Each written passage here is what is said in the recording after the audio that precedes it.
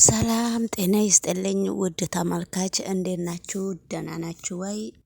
እንግዲህ የአደራ ክፍል 11ን ይዤላችሁ መጥቻለሁ። ሰብስክራይብ እና ላይክ ማድረጋችሁን እናንተ ደግሞ እንዳትረሱ ማለት ነውና እንግዲህ ቃልዬ ከብሌን ስር ፍላሹን መኝታ ክፍል ገብታ ሰርቃ ስትወጣና የአቶ ኃይሉ በቀልህን አገኘሁህ እንዴት አርጌ እንደምበቀልህ እኔ ነው የማቀው ከእንግዲህ በኋላ ብለው ነበረ። አቶ በኃይሉ ደግሞ ብሌንን በፍጥጫ ይዟት ነበረ። ብሌንን እየታረክሽው አሁን ቅድም እኔ ጋ ነው ያለው አላልሽም ወይ? ስለዚህ ምንድነው የምታወሪው? ምንድነው ያንቺ ችግርስ? ከየት ነው? ወዴት ነው? እንዴት ነው ብሎ ብሌንን እያፋጠጠ ነበረ። ነገር ግን ብሌን ያጠፋችው ነገር አንዲት ነገር የለም። ፍላሹን ብሌን ወስዳው መኝታ ክፍሏ አስቀምጣው ነበረ። መኝታ ክፍል አስቀምጣ ወደ ሽንት ቤት ገባ ስትል ወይዘሮ ቃልዬም እዛ ቤት መቀመጥ እነሱ ቤት ቁጭ ብላ ይቅርታ ጋይስ እነሱ ቤት ቁጭ ብላ ስራ እንድትሰራ ስለማትፈልግ ምክንያቱም ፍላሹን ከአልጋዋ ላይ ሄዳ ወስዳባት ነበረ ከብርድ ልብስ ውስጥ እሷ ወስዳ ስትወጣ ነው እዚህ ጋር ቪዲዮ የተያዘችው ማለት ነው። ነገር ግን በጣም ባለጌ ስለሆነች ነገር ግን በኃይሉ ብሌንን በጣም ብዙ ምስጢሮች ያለው ፍላሽ ነውና ግን አሁን በአስቸኳይ ነው የምታቀብኝ ስለት ብሎ ሲያፋጥጣት ነበረ። ወይዘሮ ብሌን እባክህ በኃይሉ እዚህ ግቢ ውስጥ ይዤ እንደገባው ከክፍሌ ምን እንደወሰደ ስላጣው የተወሰነ ጊዜ ስጠኝና ፈልጌ አመጣልሃለሁ ስትለው ነበረ። ነገር ግን በመካከሉ ማነች ይቅርታ አድርጉልኝና ቃልዬ ገብታ ስለወሰደች እነሱ ግቢ ውስጥ ቆመው እስከሚነጋገሩ ድረስ እሷ ግን የልቧን ሰርታለች። ኮፒ አድርግታ ጨርሳለች የበኃይሉ ምስጢር ሁሉ። ነገር ግን በስተመጨረሻ ላይ እነሱ ቆመው ሲያፋጥጣት እሷ እንደ ደህና ሰው መጣች ይዛ እኔ ከግቢ ውስጥ ነው ያገኘሁት ግቢ ውስጥ ወርቆ ነው።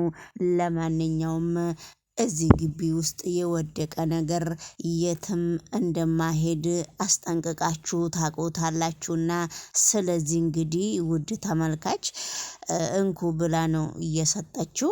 በመካከሉ እሺ ብሎ እሱ ወስዶ ለማንኛውም አንቺ በኋላ እፈልግሻለሁ ለማንኛውም ብሎ ለብሌን ማስጠንቀቂያ ሰጥቶ ዞር ሲል እሷ ደግሞ ብሌንን በጥፊ ነው ያለቻት ሳታስበው። ከዛ ብሌን ምንድነውም አላለቻትም። አንቺ ቆይ እስቲ አንዴ ልንገርሽ ጥፋትሽን ምን እንደሆነ ታውቂያለሽ ወይ ስትላት ምንድነው ስትል ነበረ ብሌን። ቅድም በኃይሉ እንደዛ በጥፊ ምድርና ሰማዩን ሲያዞርብኝ ታይም አላልሽም? ዝም ብለሽ ቆመሽ ስታይ ነበረና አሁን ደግሞ የእጅሽን ነው እየመለስኩልሽ ምንም ነገር የምትናደጅብኝ ነገር የለም ብላ ነው ያባረረቻት። ብሌን ግን እዛ ቤት እናቷ ቤት እንድትሰራ ምክንያቱም ምንድነው ያጠፋችው? ብሌን በጣም ሩሩ ልጅ ነች። ማንኛውም ሰው እንዲጎዳ ስለማትፈልግ እሷ የውርስ ቃልዬ የእናቷን ውርስ ስለምትፈልግ እናቷን በመድኃኒት ትፈልጋታለች ማለት ነው።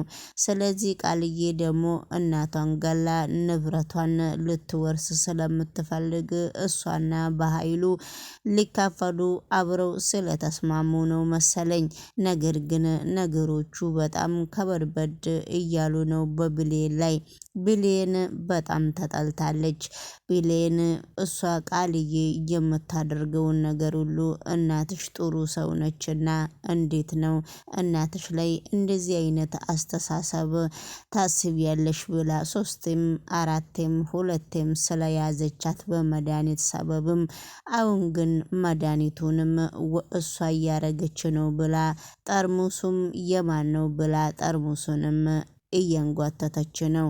ብሌን ደግሞ ጠርሙሱን የሆነ ጠርሙሱን እኔ ነኝ ቤት አምጥቼ ቁጭ ያረኩት ነገር ግን ጠርሙሱ የማን እንደሆነ አላቅም። ባለፈው ቃልዬ በእጇ ላይ አይቼ ነበረ ብላ መልስ ስትመልስ ነበረ። እንግዲህ በአሁኑ ሰዓት ቃልዬ የብሌን እናትም ጋር ደውላ ብሌንም አሁን ማግኘት አትችም ብሌን ምግብ እየሰራች ነው ብላም እየነገረች ነው። እንግዲህ በአሁኑ ሰዓት የብሌን እናት አሳዳጊ ስልክ ቁጥር ስለምታቅ በየቀኑ እየደወለች የብሌንን ህይወት እያመሳቃቀለች ነው ማለት ነው። ደግሞ ከቤት ተከራይቶ ከሚቀመጥ አብረው የሚሰሩ ሰውየው ጋራም ከአቤልም ጋራም እንድትታይ አትፈልግም። አቤልን ቃልዬ ለራሷ ነው የምትፈልገው። ብሌንን ስታያት ፈገግታ አይደለም፣ እኔን ስታይ ደግሞ ትሸሸኛለክ፣ ምን አርግተህ ነው ብሌን ብላ በጣም እየጠየቀችው ነበረ።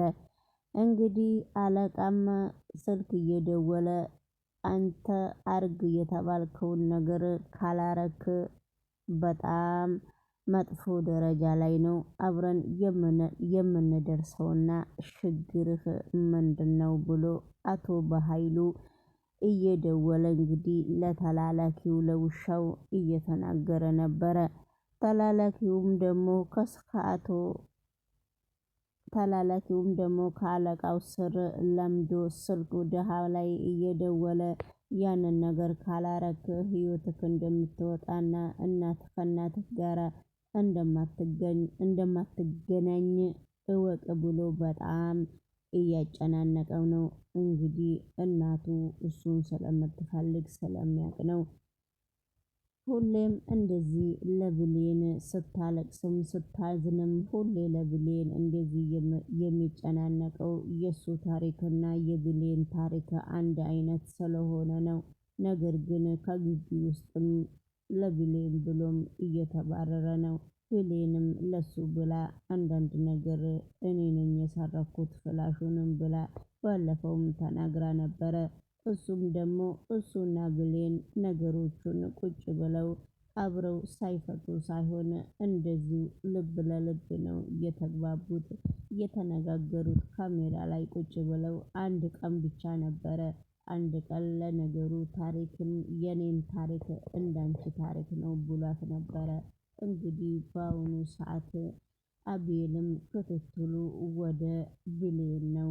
ብሌንም እንግዲህ አሁን መውጫ መግቢያም ቃልዬን እያሳጣቻት ነው። የቃልዬ እናትም አለቃዋም ከቤት ውጭልኝ ስላለቻት በአሁኑ ሰዓት ሁሉም ሰው ትኩረቱን ብሌን ላይ ነው ያለው። ለዛ ነው አቤልም እንግዲህ ለብሌን አንዳንድ ነገር ስትጨናነቅም የማይፈልገው ማለት ነው።